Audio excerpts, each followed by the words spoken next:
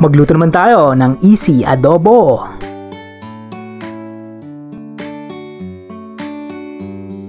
Ang una ay naggisa lang ako ng sibuyas, bawang at dahon ng laurel, pati na rin ng peppercorn. Pagkatapos ay ilalagay natin tong manok. Pagkatapos ay maglalagay tayo dito ng toyo. Maglalagay din tayo dito ng ilang patak ng liquid seasoning. Maglalagay din tayo dito ng isang kurot ng bechin, ng ground black pepper.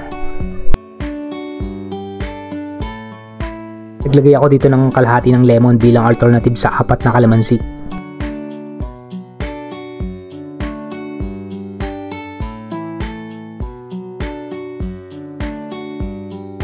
Pagkatapos na ipakukuluan lang natin to hanggang sa maigi ang sabaw.